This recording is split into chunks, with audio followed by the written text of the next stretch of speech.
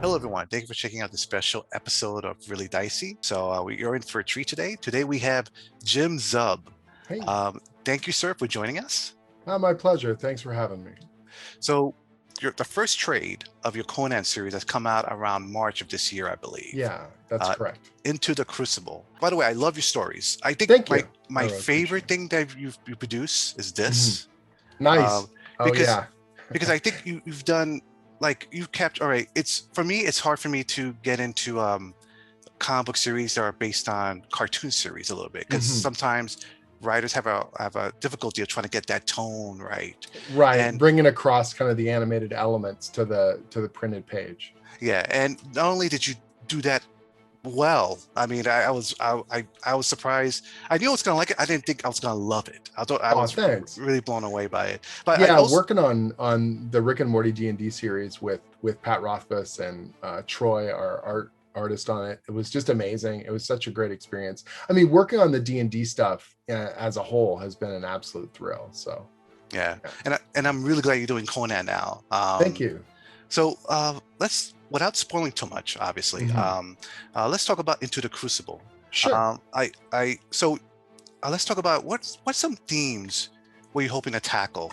Um, I mean, at the heart of kind of Robert E. Howard's, Conan, the original prose, there's a lot where he's playing with ideas of civilization versus savagery, and this idea that just because people have, built civilizations and just because they have kingdoms does not mean that they are good or righteous people. Do you know what I mean? Or that they have the moral high ground. And if anything, a lot of the people that Conan interacts with, kind of he finds more honor amongst kind of the different tribes or some of the what might be considered the more savage areas of the Hyborian age. Even if someone is trying to kill you, if they do if they're going to fight you face to face and do it in an honorable way, then that's an honorable action. Do you know what I mean? But backstabbing and trickery and stuff like that, that's the sort of stuff that you can only see amongst the political class, that you only see amongst kind of these kings and barons and kind of evil emperors and all this sort of stuff, wizards and things like that. So we tackle some elements of that Into the Crucible. I wanted to sort of give a bit of a different twist on that and showcase, as much as possible. I'm trying to put Conan in situations I haven't quite seen before, or turn the thumb screws dramatically in ways that will surprise the reader. Yeah. okay, I, I I enjoyed the adventures you're starting out with Conan, Thanks. and Yeah. if I may ask, Sure. so without trying to spoil too much, I know the first part of it deals with like a maze of sorts and with Right. traps. Yeah, it's this kind of death cult and the dungeon that they've built to celebrate their death god, if you will. Yeah, yeah. Yeah. If I may ask, what made you decide to take this route as your first adventure for Conan? I've written other Conan stories before this, but this was my first tackling of the flagship book. And so I wanted to give a couple different challenges.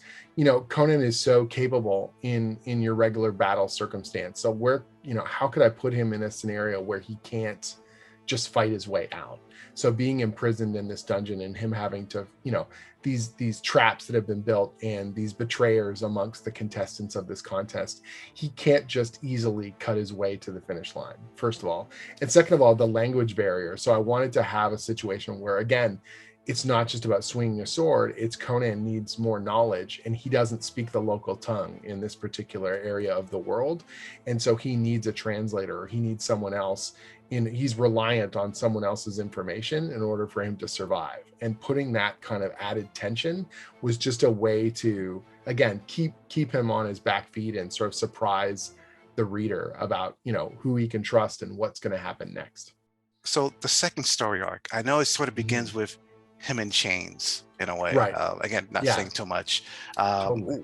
Where do you plan to take him now? Like, what can you tease? Oh, share with us. Right. So, Land of the Lotus, which is the new story that we're in, just sort of in the midst of right now, has Conan in a part of the world that he's rarely traveled to in the stories. And in this case, it's his first time going there based on the timeline that we're working with. So, Kitai is sort of the far east of the Hyborian Age. And again, you've got Conan kind of off his guard. He doesn't know the local traditions. He doesn't know the language. He doesn't know he stands out as a foreigner, and so he's unable to hide in the ways that he would normally. He can't just sort of lose himself in the cities and get away from the problems that get set up and that he gets pulled into. But he's always in almost every Conan story, when he enters somewhere new, he's sort of the outsider who brings a perspective, or he's able to create change in the story. And here that's going to happen as well. The locals basically begin to see him as a threat, but they also see it as an opportunity to use him, to manipulate him, to try and for their own ends. And so there's sort of political machinations. There's obviously going to be, sword and sorcery kind of battles. There's creatures. There's all kinds of cool stuff that we're setting up in a place where Conan has not spent very much time. So it also gave us a chance, Corey, the artist on the series, and I, to flesh out an area of the Hyborian Age that hasn't been seen very much. So we got to come up with some cool new elements. What were your inspirations for these stories? It's a whole variety of things. Obviously, the original Robert E. Howard stories are at the core of all of this stuff. I grew up on all kinds of different sword and sorcery books and games and comics. The original Roy Thomas comics in particular for Savage Sword of Conan and Conan the Barbarian, I've read them like crazy, absolutely love them. But other fantasy novels as well. I read a lot of the D&D novels growing up.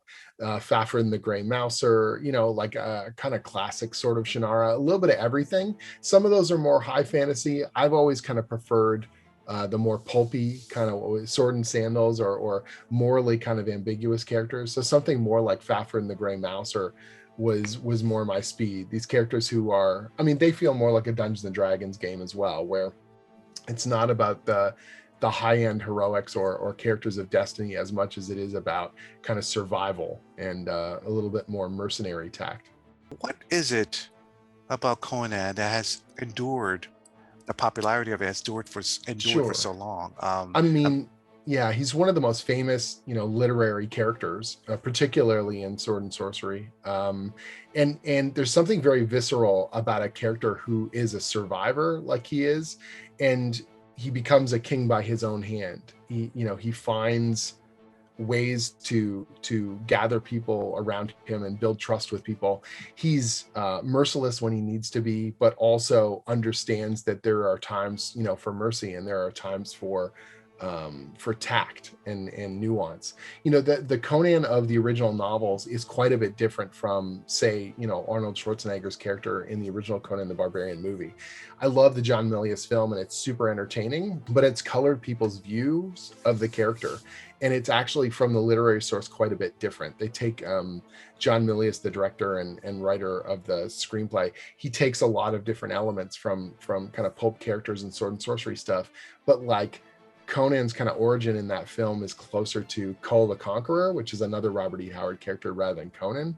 And so it's a weird kind of thing. I think the character endures in pop culture because of the film and because of the novels and because of the comics. Like, it's like this bigger kind of edifice of all these things put together, that there's something very iconic about the character, whether it's the original, the Frank Frazetta paintings that are sort of burned in so many of our minds, or the John Buscema and Barry Windsor Smith comic imagery, or, the movie. It's all kind of comes together to generate this very primal kind of feeling of what fantasy adventure is and what it's supposed to look like. So you've written a lot of Dungeons and Dragons comics. Yeah.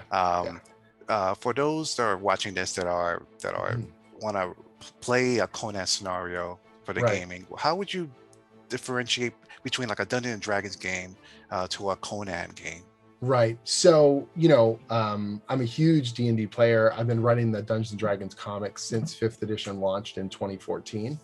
And D&D, Conan is one of the influences on D&D. Like, the Robert E. Howard stories are part of the kind of ingredients that make D&D, but there's also a lot of other ingredients involved in Dungeons and Dragons. It's a lot more colorful. It's a lot more magic heavy, and a little bit more kind of a built out world. The Hyborian Age is a bit more mysterious.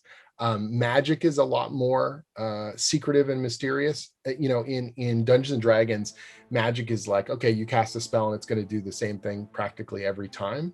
And in Conan the Barbarian, magic is strange and uncontrollable and much darker. Conan doesn't want to brook much with magic if he doesn't have to.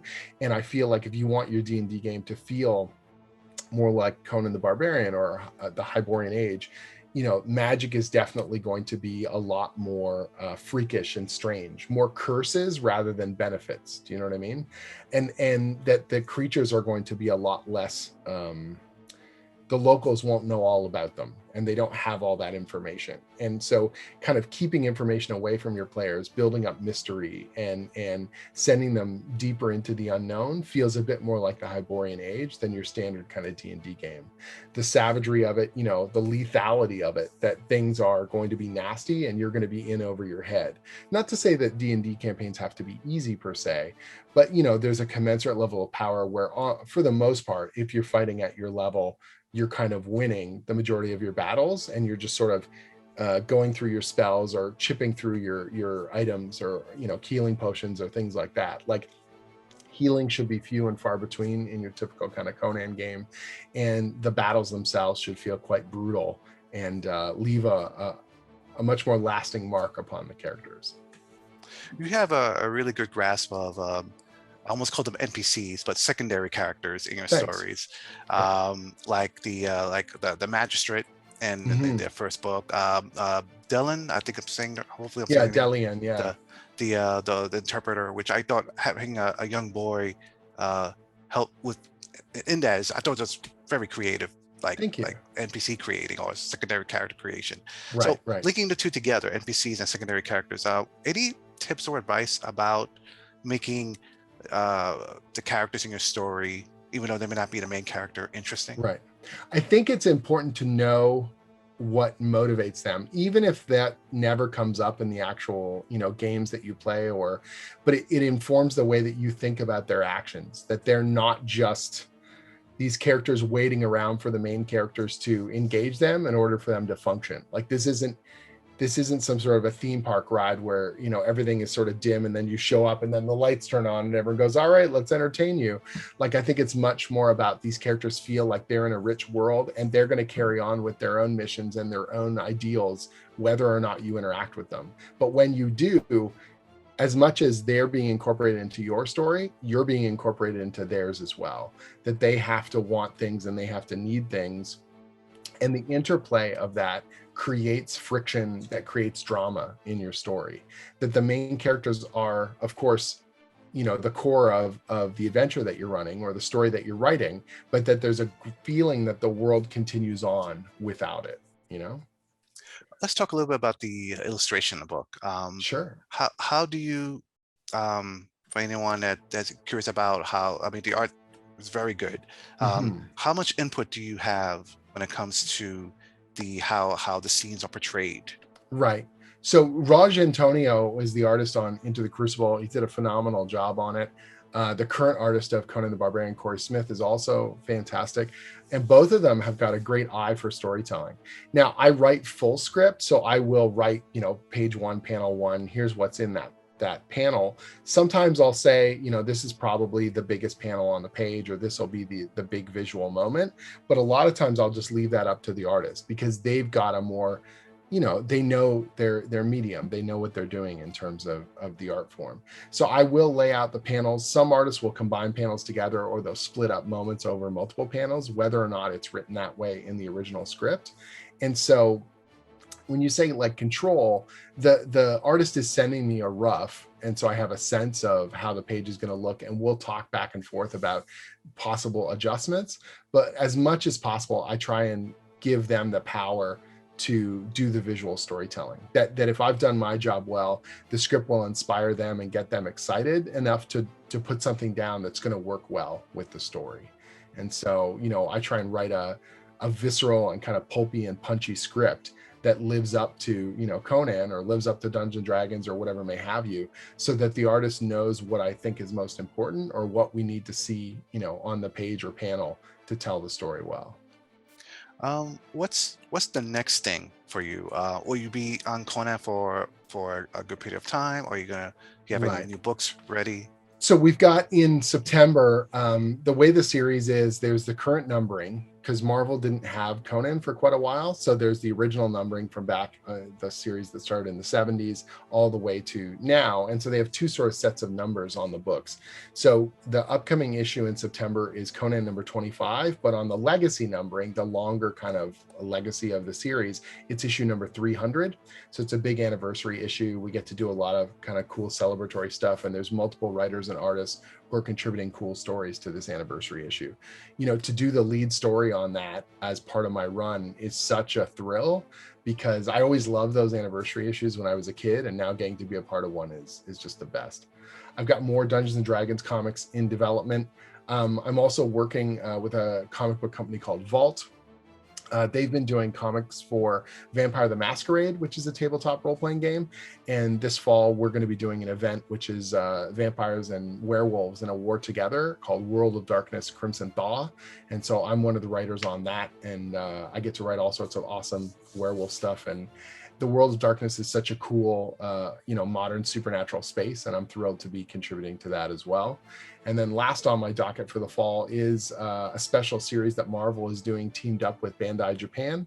It's called On Avengers, and it's sort of almost like a Sentai series version of the Avengers. So a bunch of the Avengers have lost their superpowers because of villainy and crazy stuff that's going on. And so Iron Man builds these high-tech suits for everyone, and they're all going to team up and go forth into battle. So it's like big, bombastic, colorful adventure, and very much in the spirit of things like Power Rangers or kind of Japanese Sentai series and stuff like that. Wow, you are busy. I'm staying out. I mean, honestly, I typically have 3 to 4 projects on the go, so this is kind of normal speed for me, which is nice. I get to work on a lot of stuff that I love, and I'm thrilled that people are reading it and enjoying. Excellent. Well, again, thank you so much for your time. Oh, before we wrap up, for anyone that's wants to keep tabs on your work, anything you have coming up, is there a site or anything on social media they can follow you? So if you go to jimzub.com, so it's just JIMZUB.com, you'll see that's sort of the hub site for everything that I do. So it's got interviews and previews and announcements on there, but there's also links to my Twitter, which is probably my most frequent kind of social media, but Instagram and Facebook. There's also, if you scroll down and look on the right-hand column, there's a series of free tutorial articles in terms of how comics are made. So there's free articles about how to write a script, how to pitch a story, how to find an artist and break into comics, all the kind of stuff that I wish I had known when I had gotten my start. And so I try and put that information out there and demystify the process for people. Excellent. Well, again, thank you so much for your time. And to our viewers out there, hope you enjoyed this. Be safe out there, get your shots, and have a great day. Take care.